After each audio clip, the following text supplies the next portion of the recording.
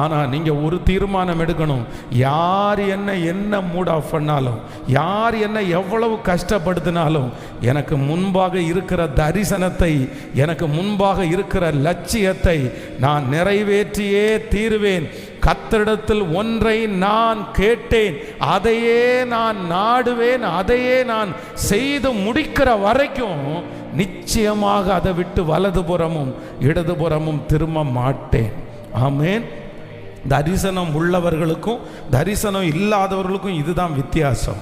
அப்படின்னா வாழ்க்கையில் தேவனுக்காக எழும்பணும்னு சொல்கிறவங்களுக்கும் அப்படியே அமைதியாக விட்டுறலான்னு சொல்கிறவங்களுக்கும் இதுதான் வித்தியாசம்.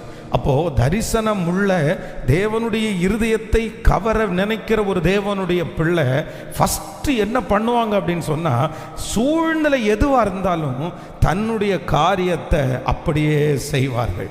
ஆமேன் சொல்லுங்கள். சத்தம்